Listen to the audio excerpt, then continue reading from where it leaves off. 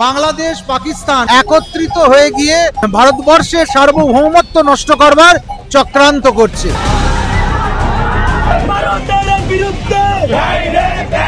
জাতির পিতার মাথায় উঠে তার মূর্তি ভেঙে আবার যদি তারা পরাধীন হতে চায় সেটা তাদের দায়িত্ব।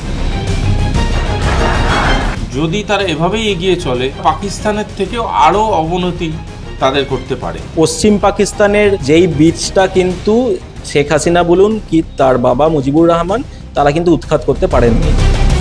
অশান্ত বাংলাদেশ, ফের পাকিস্তানের দখলেও পার বাংলা। পাকিস্তানের অঙ্গুলি হেলনেই কি চলছেন ইউনূস? বাংলাদেশের সংখ্যালঘু নিপীড়নের অভিযোগ থেকে একের পর এক ঘটনাক্রম ফের মনে করাচ্ছে 1971-এর আগের স্মৃতি। পাকিস্তানের যে চক্রান্ত, বাংলাদেশ পাকিস্তান, পূর্ব পাকিস্তান এবং পশ্চিম পাকিস্তান আবার একত্রিত হয়ে গিয়ে চীনের সাহায্য নিয়ে ভারতবর্ষের সার্বভৌমত্ব নষ্ট করবার চক্রান্ত করছে। আবারও উঠছে কট্টর মৌলবাদের কথা, আর এই আবহেই ফের ভয় ধরাবে রাজাকার। আবারও পাকিস্তানের দখলে বাংলাদেশ।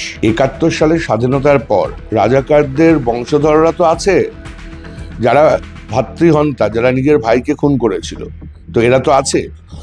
তো যেটা মুশকিলের বিষয় হচ্ছে যে তারা এই পাকিস্তানি প্রভাব থেকে পুরোপুরি এখনো বেরিয়ে আসতে পারেনি। পূর্বপুরুষদের যে পরাক্রম একটা ছিল, কিন্তু মুক্তিযুদ্ধ, 71, শেখ মুজিব, বঙ্গবন্ধুর অবদান, ধর্মনিরপেক্ষতা, ভাষা, এগুলো বাংলাদেশের জাতীয় সম্পদ ছিল। তো আজকে তারা একটা জাতির পিতার মাথায় উঠে তার মূর্তি ভেঙে তাদের 71 সালের বাংলাদেশকে কিন্তু নষ্ট করছে। বাংলাদেশ রাষ্ট্র হিসেবে 71 সালে তৈরি হয়েছিল। 47-এর পরবর্তী সময় পাকিস্তান থেকে তারা স্বাধীনতা অর্জন করেছিল। তো আবার যদি তারা পরাধীন হতে চায় তাদের মানুষ, সেটা তাদের দায়িত্ব। বাংলাদেশের যদি সংবিধান থাকে, 71 সালের সংবিধান, যেটা বারবার করে বলা হচ্ছে যে সংবিধানের 56 এবং 57 ধারা অনুযায়ী বাংলাদেশের প্রধানমন্ত্রী এভাবে পরিবর্তন করা যায় না। তিনি পদত্যাগ করলেও আগামী নির্বাচন এবং প্রধানমন্ত্রী যদি নির্বাচিত না হওয়া পর্যন্ত শেখ হাসিনা বাংলাদেশের প্রধানমন্ত্রী। 1। 2 নম্বর হচ্ছে ইন্টারিম গভর্নমেন্টের ধারণা 2011 সালে বাংলাদেশের সংবিধান থেকে উঠে গেছে।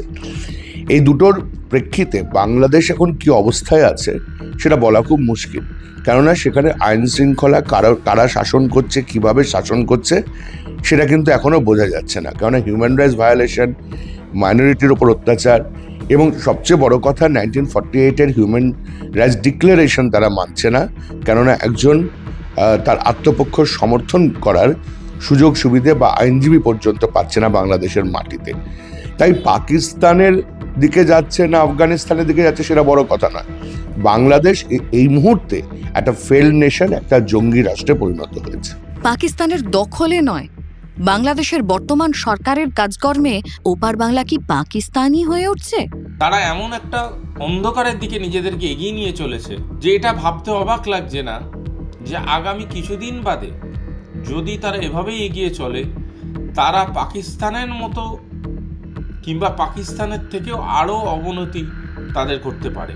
পাকিস্তানের মতো বাংলাদেশের চরিত্র আস্তে আস্তে বদলাচ্ছে এবং কতটা সেই দিকেই যাচ্ছে তার প্রমাণ হলো বাংলাদেশের যে অন্তর্বর্তী সরকার, যারা এসেছিলেন বাংলাদেশের মানুষের মন জয় করে এটা বোঝাতে যে তারা সাংবিধানিকভাবে বাংলাদেশে সরকার চালাবে এবং তারা সাংবিধানিক এবং গণতান্ত্রিকভাবে ভোট করাবে, সেই সরকার আজকে ভোটের ব্যাপারে কোনো উচ্চবাচ্য করছে না। শুধু তাই নয়, তাদের মূল লক্ষ্য দাঁড়িয়ে গেছে আজকের ডেটে সেকুলার বাংলাদেশকে ইসলামিক বাংলাদেশ করা, সাংবিধানিক চেঞ্জ করিয়ে। কিন্তু সমস্যা কোথায়? কেন পাকিস্তানের প্রচ্ছন্ন মদতে ফের বিপদের মুখে বাংলাদেশ? প্রাক্তন সেনাকর্তা বলছেন, পাকিস্তানের মুসলিম র্যাডিক্যাল গ্রুপস বলুন আর বাংলাদেশের মুসলিম র্যাডিক্যাল গ্রুপস বলুন, এদের মধ্যে একটা আন্ডারস্ট্যান্ডিং আছে ওরা কিরকম ভাবে ইনফ্লুয়েন্স করবে। আর যে পাকিস্তানের যে র্যাডিক্যাল গ্রুপস, এদের সাপোর্ট করে পাকিস্তান আর্মি, আর পাকিস্তান আর্মি মানে পাকিস্তান গভর্নমেন্ট। ওরা হয়তো ইন্টারভিউ করবে, চেষ্টা করবে ইন্ডিয়ার ইনফ্লুয়েন্সটা কত কমাতে পারে। বাংলাদেশের বর্তমান পরিস্থিতি যে পাকিস্তানের মদতপুষ্ট একথা বলছেন আন্তর্জাতিক সম্পর্ক বিশেষজ্ঞরাও। বাংলাদেশের পাকিস্তানি ন্যাশনালদের যে ভিসা দেওয়ার যে প্রক্রিয়াটা, তার মধ্যে একটা জটিলতা ছিল এর আগে। তাদের একটা মেডিকেল টেস্ট হতো ইত্যাদি 1971-এর পর থেকে। তারা একটা অর্ডার ইস্যু জারি করেছে যে মানে যেখান থেকে যে কোনো দেশ থেকেই পাকিস্তানি ন্যাশনালরা যদি বাংলাদেশি ভিসা চান তারা অতি সহজে এটা পাবেন। তো ন্যাচারালি ইট গোজ উইদাউট সেইং, দেখুন আমাদের সাধারণ বুদ্ধিতে আমরা বুঝতে পারি যে এখানে কিন্তু পাকিস্তানের একটা পরোক্ষ মদত আছে এবং চায়নারও একটা পরোক্ষ মদত আছে। সেটা হয়তো বোঝাতে গেলে আর অনেকক্ষণ বেশি সময় লাগবে। পশ্চিম পাকিস্তানের যে প্রভাব বর্তমান সময় দাঁড়িয়ে 2024-এ দাঁড়িয়ে সেটা কিন্তু বাংলাদেশে রয়ে গেছে, যেই বীজটা কিন্তু শেখ হাসিনা বলুন কি তার বাবা মুজিবুর রহমান তারা কিন্তু উৎখাত করতে পারেননি। যদিও খানিকটা ভিন্ন সুর রাজনৈতিক বিশ্লেষকদের একাংশের। শুভময় মৈত্র যেমন বলছেন, বাংলাদেশের যে অশান্তি, সে অশান্তি তো আজকের নয়, বহুদিন ধরে এই অশান্তি হয়েছে। এবং যদি স্বাধীনতার সময় ভাবেন যে কত বড় গোলমাল, যে একটা দেশ তৈরি হচ্ছে পাকিস্তান, যার একটা অংশ ভারতের পশ্চিমে, একটা অংশ ভারতের পূর্বে, ফলে এই ভাবনা চিন্তাগুলোর মধ্যেই খুব গোলমাল ছিল। এবার 71-এ সেই ভাবনার নিরিখে যখন ধর্ম ভাগ হয়ে এবার ভাষায় এলো, তখন বাংলাদেশের যে স্বাধীনতা আন্দোলন সেটা আমরা দেখলাম ভারতবর্ষের সঙ্গে দুর্দান্ত সম্পর্ক ছিল। তারপর তো রাজনীতি বদলায় এবং সারা পৃথিবী জুড়ে যে মৌলবাদীদের উত্থান, সেই উত্থান পশ্চিমবঙ্গ, ভারতবর্ষ, বাংলাদেশ, পুরো মধ্যপ্রাচ্য সব জায়গাতেই আমরা দেখেছি। এবং এই মৌলবাদের বিভিন্ন রূপ আছে, বিভিন্ন চেহারা আছে। ভারতেও আমরা অনেক অশান্তির কথা জানি, গুজরাটের অশান্তির কথা জানি।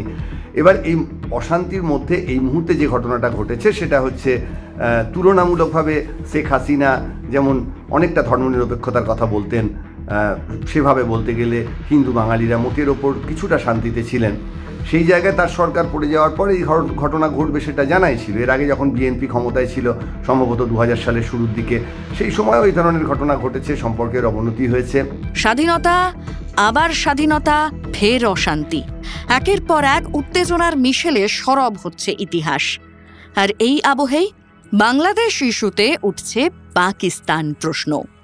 ক্যামেরায় শুভজিৎ মুখার্জির সঙ্গে রমেন দাসের রিপোর্ট, সংবাদ প্রতিদিন.in।